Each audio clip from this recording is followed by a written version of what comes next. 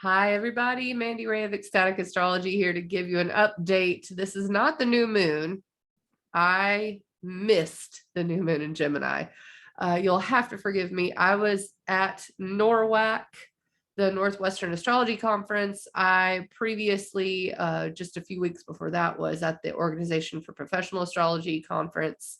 So I've been in Seattle and Tucson, and I've been doing sessions and running the business and helping my community. I'm the president of the local community theater and also helping with an initiative to spruce up downtown. So it's been a lot on my plate. And I'm not the only one. It's a busy, busy time. That is pretty much the name of the game for the summer.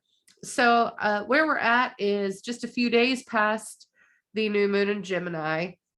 During that new moon, it had as its ruler, Gemini's ruler, the planet that takes the reins of that sign is Mercury. Mercury rules two signs, Gemini and Virgo. So that's important to know just as a foundational astrology topic. So Mercury was retrograde in Taurus at the time of the new moon. I find that flavors the upcoming moon phases pretty well.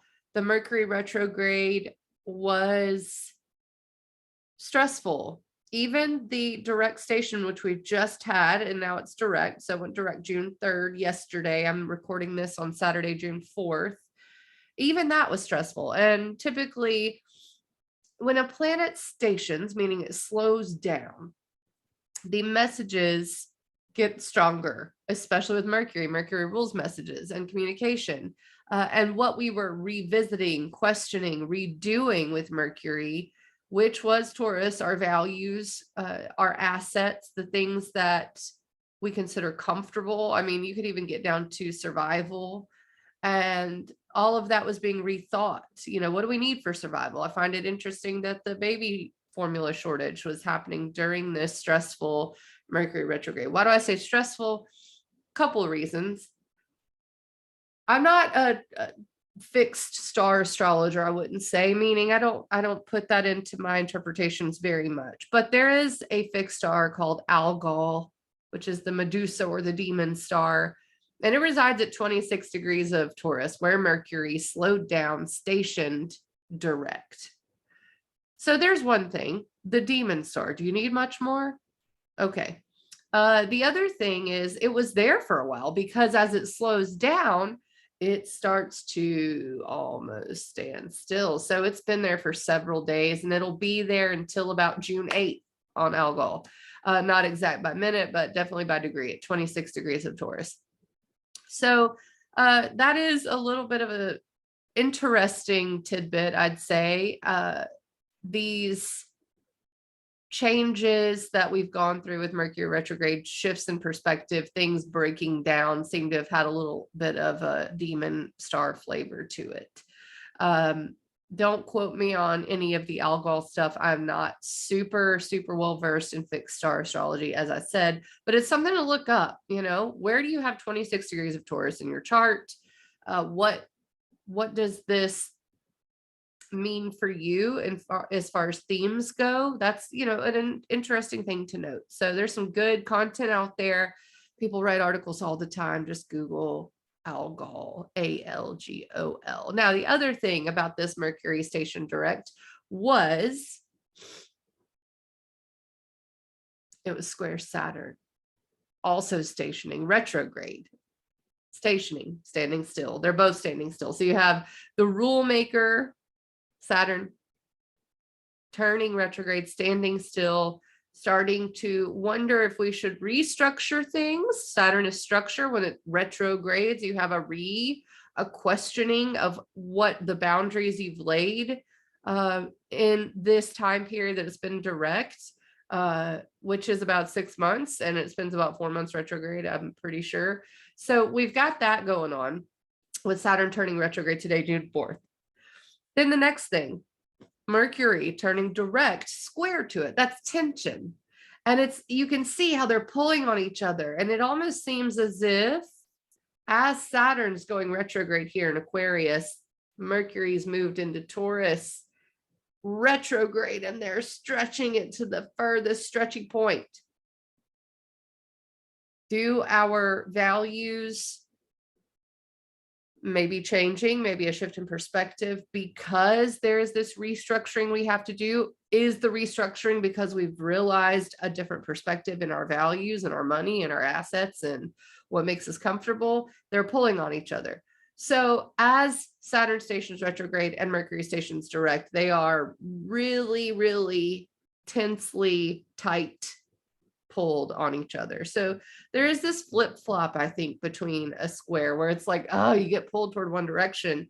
I think that as Mercury goes direct and moves off Algol, that will get a lot easier. And we start to see that dissipating more towards June 8th when Mercury leaves the 26th degree of Taurus. So that's an interesting thing to note. Okay, that covers Mercury retrograde going direct.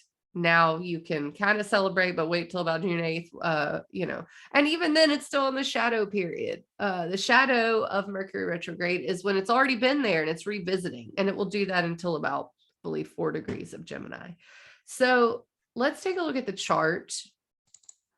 This is today. There's the sun in Gemini. There's Mercury direct now, but there's Saturn. You see that S there? I hope you can see it. That's stationing retrograde, Saturn in Aquarius.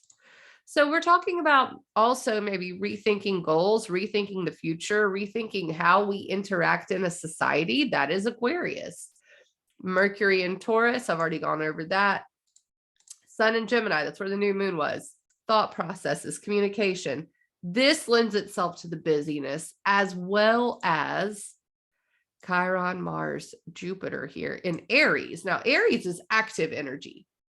It is a cardinal sign, a cardinal fire sign. Mars, which rules Aries, is in its home sign. Jupiter, which expands anything it touches, is in Aries with Mars.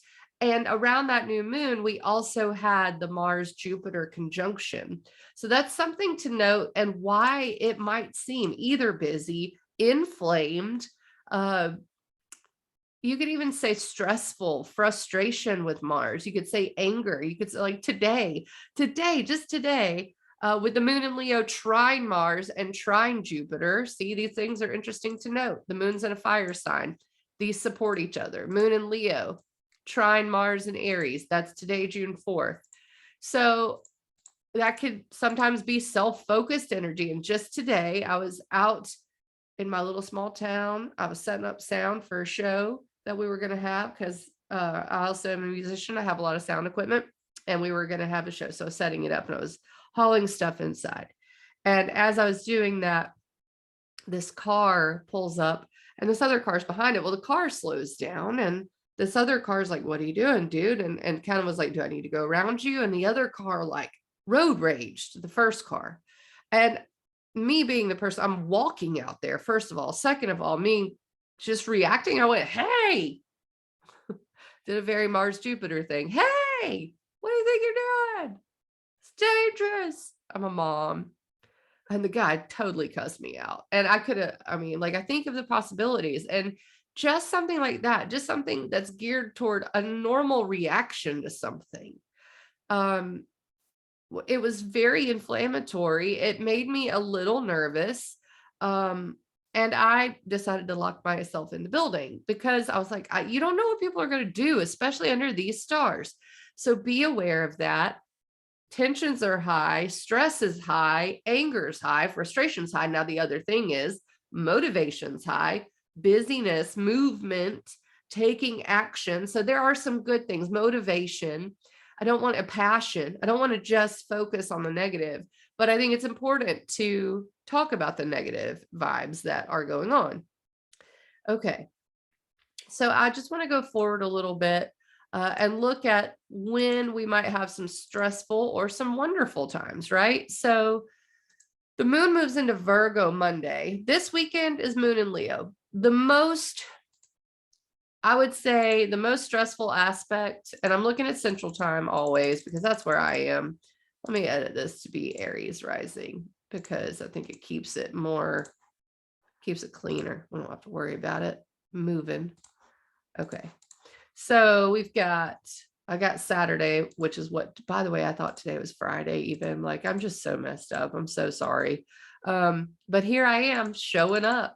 Yeah, so tonight the moon squares Uranus. That can be a little bit of a surprise, a shock, something to note, very brief. Any moon movements are always brief. It's more like a mood. So you may find yourself needing freedom, wanting to have fun, wanting to break free, especially with moon and Leo. That's fun and joy. The moon sextile the sun. So all in all, I mean, I think it's a kind of a nice evening. Even Uranus there is, even though it's a square, you could have an upheaval moment. Sometimes that can be liberating. Sometimes we want to change.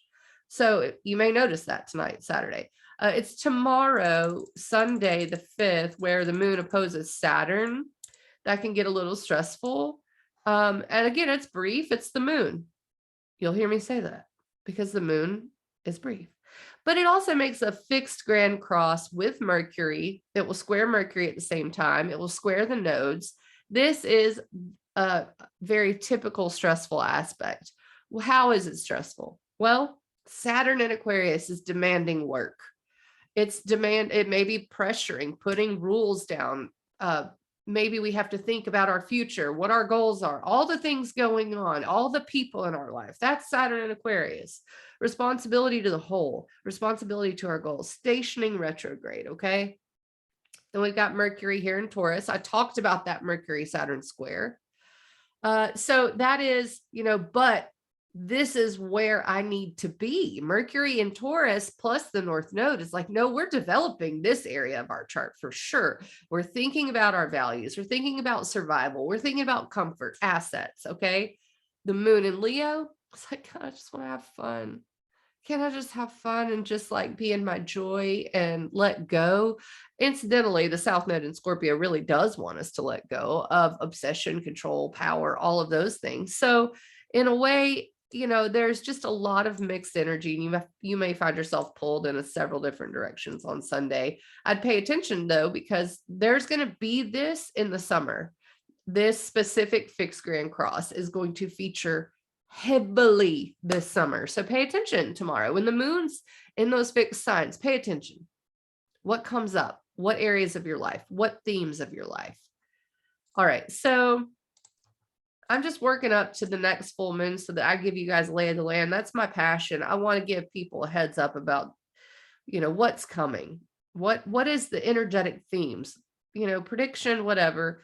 The other thing about me, this is like, I'm going off the rails. I don't even care. The other thing about me is I very much develop my own astrology. I absolutely read, I consume knowledge, I consume information, but you will find there are varying opinions. I mean, far and wide in astrology. There are opinions that, a retrograde just has you questioning things. There are opinions that a retrograde means the planet's archetype turns inside out. So I just posted the discussion the other day about that in an astrology group, and I got some condescending answers, which were, duh, you know what a retrograde is. It's, questioning things. But then I got some more nuance, like, well, it really depends on the aspects and what you're using it for. So when I give you astrology on these videos, I'm giving you what feels right to me from all of the information I've consumed. I'm giving you how it happens right now. I'm giving you what I understand it as. So I just want you to know that about me, especially after I got back from Norwalk. Whew. I mean, there are people who feel very strongly about certain astrological things. There are people who, don't ever not talk in astrological language. It's not me. I like to kind of like put it away. You like the weather. Why would you talk about the weather all day long? I don't know. Okay. So it's really nice to talk astrology. It's really nice to do these videos, but I encourage you, once you get a little bit of an understanding of what's going on, maybe the themes for your own life, there's a time to step away from it. Okay. This is just a tool. So use it as such. Okay, I'm done with my diatribe. Thanks for listening. The moon will be in Virgo Monday. It's pretty quiet. And honestly, it's not yet the first quarter square of the moon. It's a moon trine Venus, especially more toward the evening. Very good. So like if you're wanting to do something that day, I'm looking to see what time might be good because, you know, would a Cancer rising be good? I don't know. That would put the moon in a weird place. Either way, I would, you know, moon trine Venus is a very good, feel good aspect. So that's around the evening time. So it should have you tuned into your needs, to health, to routine, towards what you want, really getting dialed in on that. There is a quincunx of Mars, Jupiter to the moon around that time. Quincunxes are like, they just don't get each other. Aries doesn't get Virgo. Aries is like, I just do it. Virgo's like, but what about the details? You know, so they're very different. So that could be a little bit of an annoying brief moment, but let's see. Any other outer planet drama? Doesn't look like it. No, there's no, in fact, this is probably one of the quieter times of the summer. I'm going to say that. I would enjoy it. I mean, I did a transit report for the upcoming summertime and it was just a little stressful. Some of it was nice, but I would enjoy right now through the solstice for sure. Okay, so speaking of stress and tension or action, you could say Tuesday morning is the first quarter square of the moon. That's when we have a half moon. Go out and look at it. It's actually half. Well, you may not be able to see it. I can't pretend even, my brain's not working very well. So, and it may be, is it rising? It'll rise a little bit after that. Anyway, that evening, you'll see it be half. That is a crisis in action. So this is where we take action from the new moon. The new moon was in Gemini. New data set, new information, new ways of communicating, new, it could be new social contacts. Gemini is very social, new information coming in. The moon in Virgo is like, okay, well, we got to figure this out. Do we keep it all? We got to really understand this information and implement it. Virgo really is a earth implementation material sign. So it takes the data, it figures out what needs to stay, what needs to go, and does it understand it. So that is the nature of this first quarter square on Tuesday. Yeah,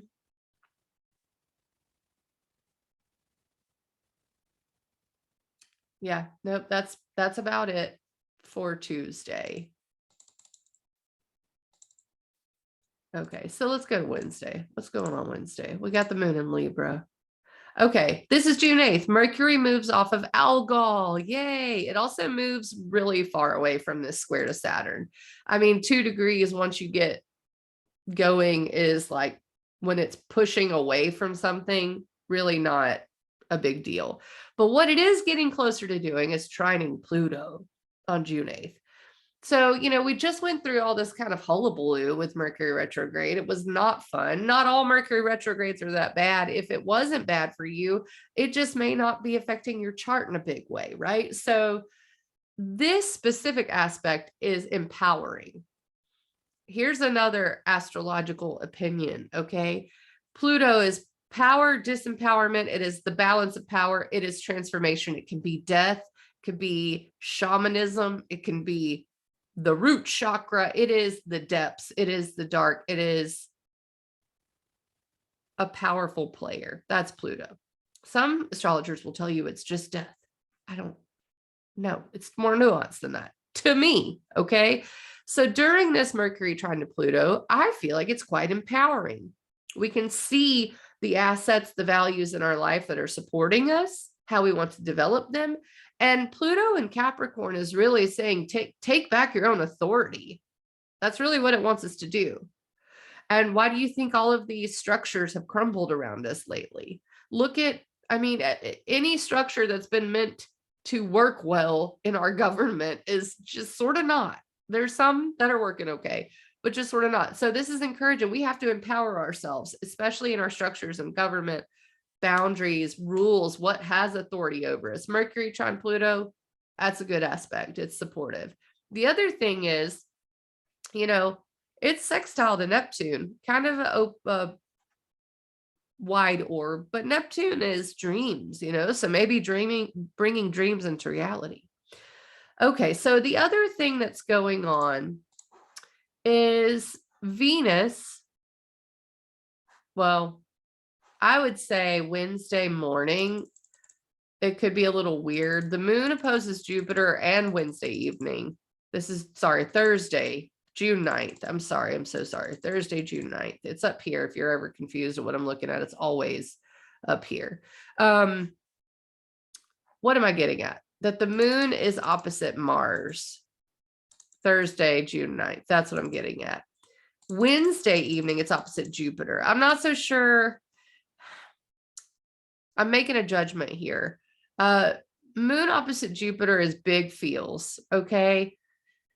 This could be convoluted with Mars there. So it could be an emotionally triggering section of time between Wednesday evening, Thursday morning, triggering high energy, high passion. It's just something I want you to note. If that's frustrating for you, you'll remember, okay. The other thing is Mars is moving towards Chiron, which is sensitive. So I would mark Wednesday evening, Thursday morning on my calendar as like, maybe think before you say, hey, at the road rage people. Just a good idea. Okay. Emotions are high. We could see people project onto us. We could project onto others. It could make us frustrated and angry. Now, it could also, there's the potential for healing there with Chiron.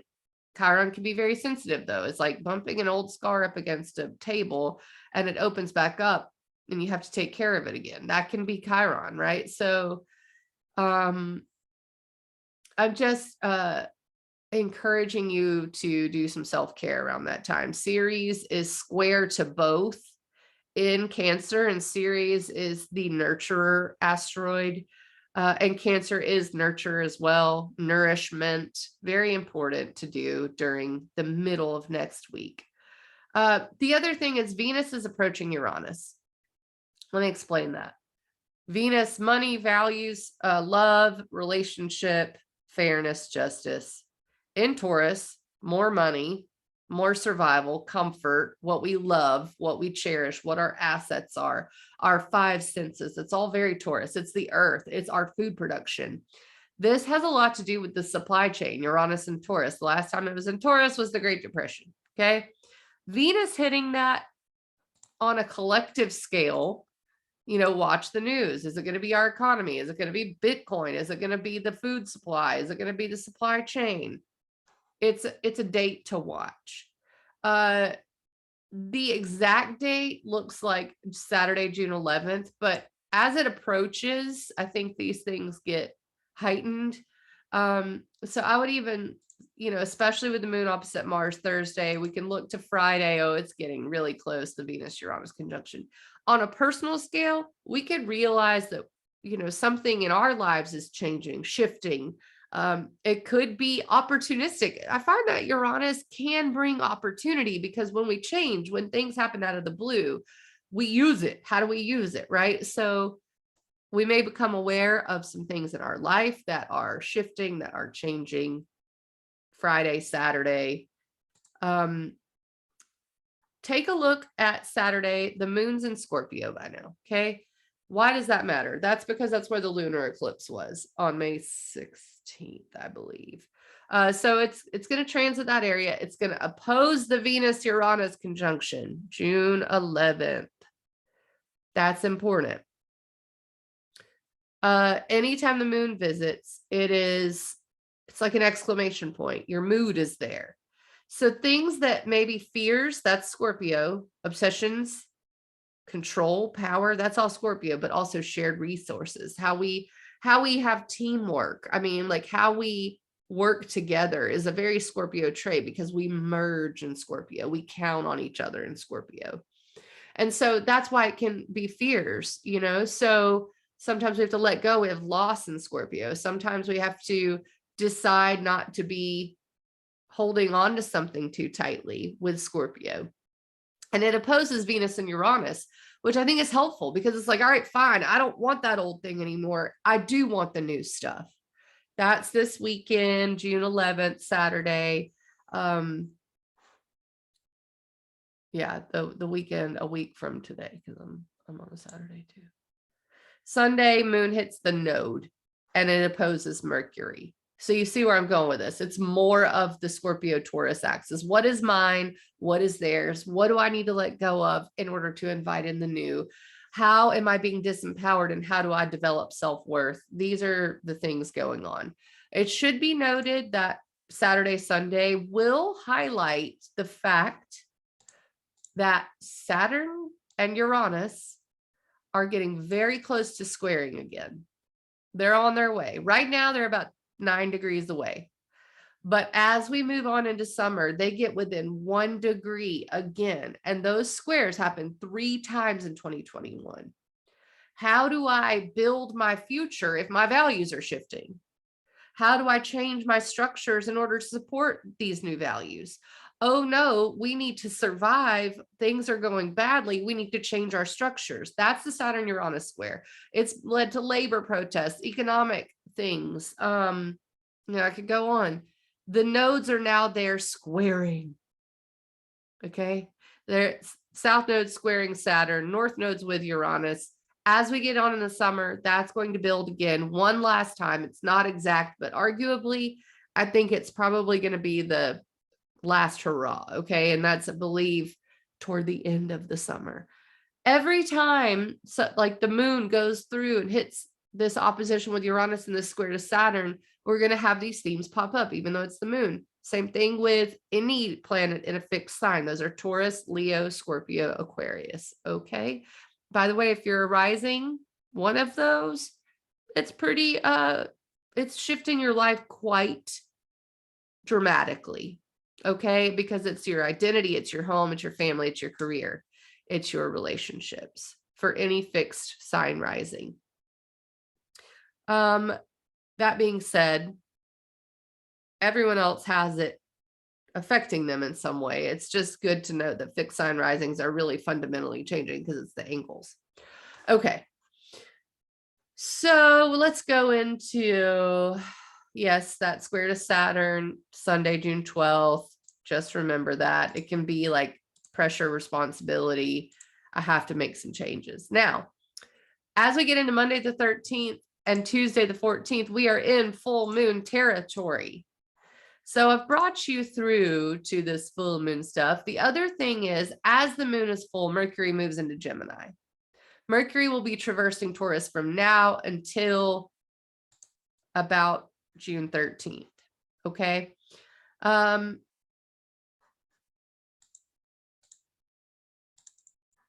And on that full moon, Mars and Chiron, I'll talk more about this when I come back and do the full moon video on time, because I will. Okay, so I'm going to do it on time, promise.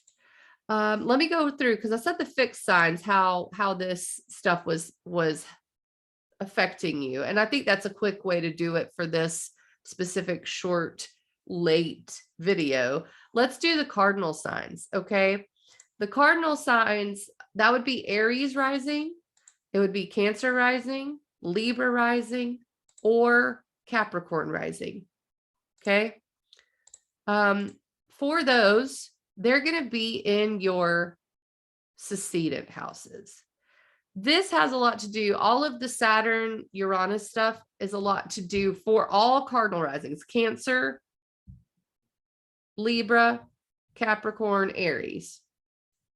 Has a lot to do with resources and values, because it's your second, 8th house, and your own creativity and joy versus how you take that to the world.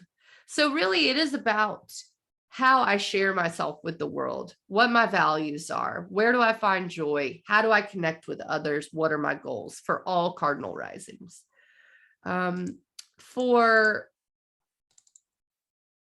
Let's go with mutable risings. Mutable risings are going to be Gemini, Virgo, Sagittarius, Pisces.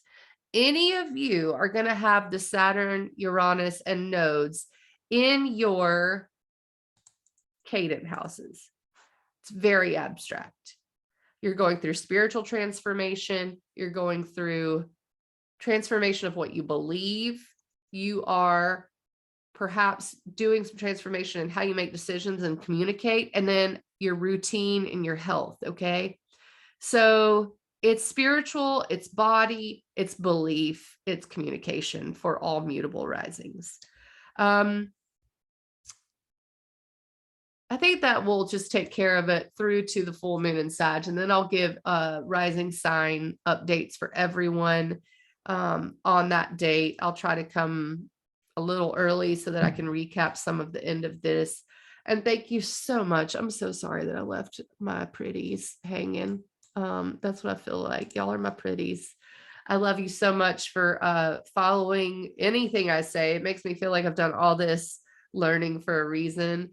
And all this hard work, it's been a lot of hard work to push it forward, and it's busy and it's worth it. And especially because people seem to get something out of it. I've had so much good feedback. So thank you so much. If you want a session, they're very few and far between right now. So go book on my new website. I've redone it, adjusted some things. I'd love feedback on that as well. As always, like, share, and subscribe. EcstaticAstrology.com is my website. And I hope you have a good next week and a half before I come back and tell you about the full moon in Sag, which I think will be pretty cool. We'll see. All right, guys. Mwah.